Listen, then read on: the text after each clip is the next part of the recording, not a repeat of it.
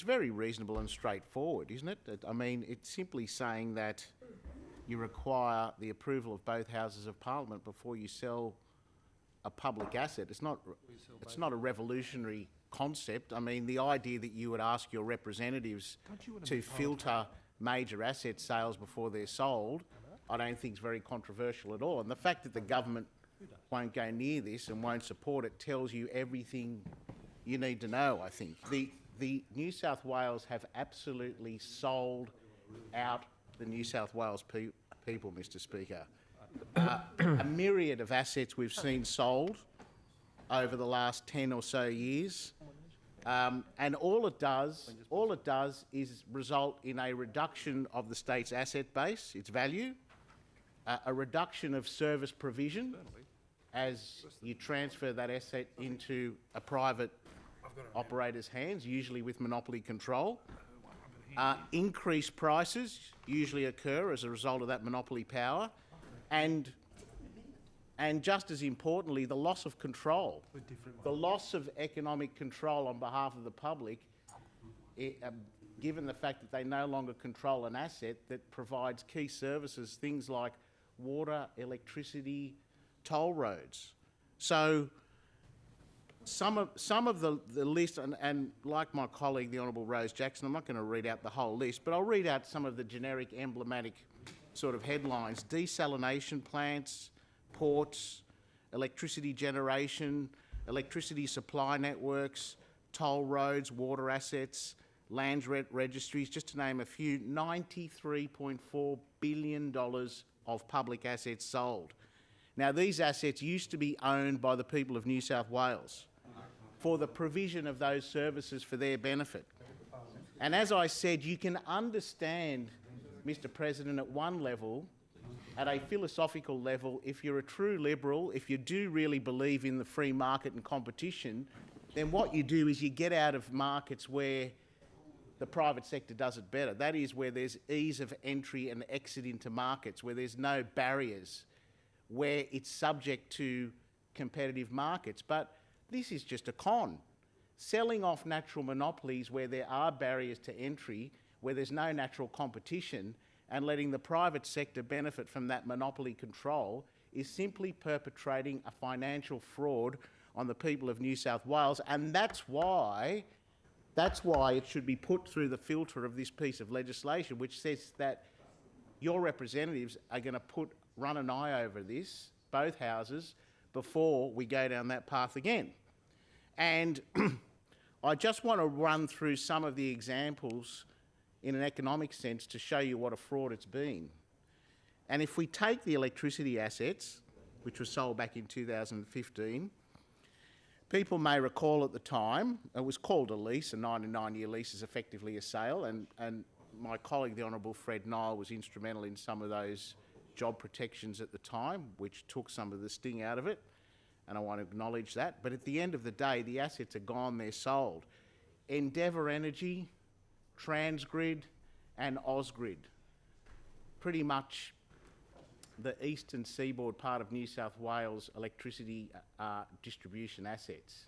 Essential, of course, is still in public hands because the deal was done with the Nats. Those three distributors, between them, grossed about $30 billion worth of asset sales. Mind you, that is a gross figure. It's after retiring debt. The government actually got a small fraction of that, but let's just look at the headline amount, about $30 billion worth of assets. Now, at the time, those assets were returning about $2.7 billion back to the New South Wales taxpayer in dividends and tax equivalents. That's tax equivalents that those distributors had to pay to the federal government. So roughly we're talking about almost $3 billion on $30 billion. Over 10 years, Mr. President, that means that with that foregone income revenue stream, you could have paid off the asset. We're halfway through that 10-year period. Well, actually, we're a bit more than halfway. We're 6 years into that 10-year period. In 4 years' time, had we kept those assets, we would have paid for the money that the state got, the gross money. I'm not talking about the money net of debt. So on top of that, not only have you lost the asset and that you could have paid off in 10 years' time, electricity prices have gone through the roof, and there's a very simple reason for that. It's because the public have lost control of the power to keep a lid on prices because they don't own the asset which distributes the electricity anymore. So we also sold off the generation and the retail, which then became quasi-oligopolies. You've got about 3 or 4 firms in the retail market and the generation market who have got that locked up, who are gouging all the prices out of the consumers. The network asset, which sends the electricity down the wires, is owned by a couple of superannuation funds who are constantly having to get rid of staff because the regulator keeps telling them that they've got to reduce their network charges. It's something like, we've lost something like about, well, this is when I came into this parliament a couple of years ago. I think the count was about 5,000 jobs in the electricity distribution industry in New South Wales. So what sort of a deal is this? 30 billion, which is almost gone in foregone revenue, 6 years into the 10. Prices through the roof. Prices have gone up, not down. And we've got rid of 5,000 jobs, and that's some sort of good deal. And hey, the people who have now got the assets are laughing because they're getting the money that the public used to have by virtue of ownership of those assets. Let's look at another example. Let's look at the toll road example as well. Another massive fraud, another massive transfer of wealth from public hands into the private sector for, again, monopoly gain. These are assets which have got natural barriers to entry. You can't just knock up a toll road overnight.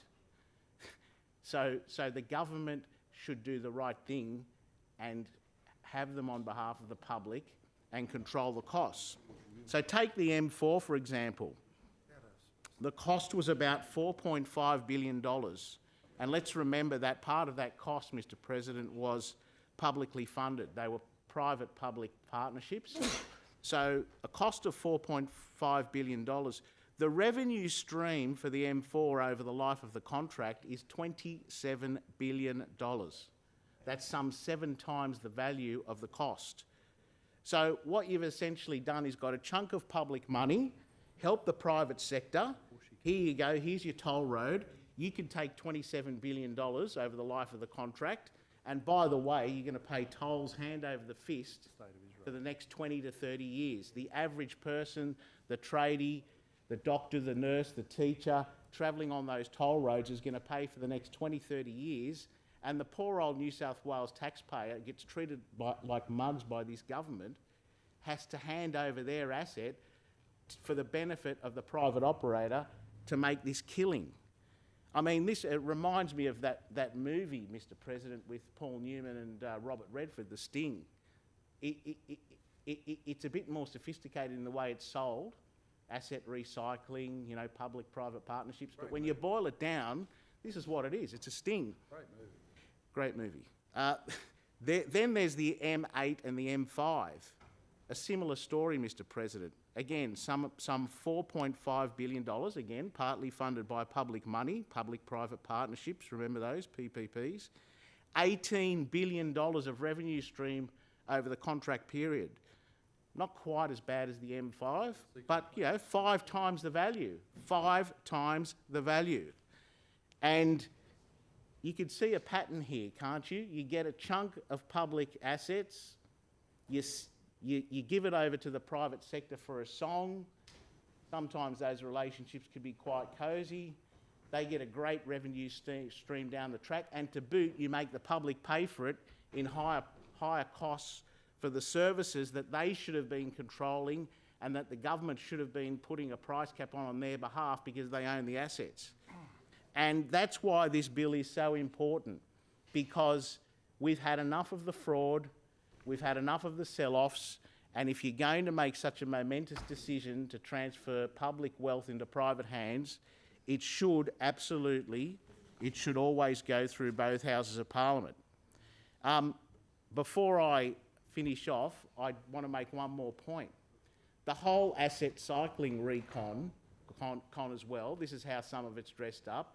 Okay, we sell the asset, we transfer it to the private sector. Sure, it mightn't be a great deal. We end up with higher electricity prices, huge tolls, but we're getting this great infrastructure, right?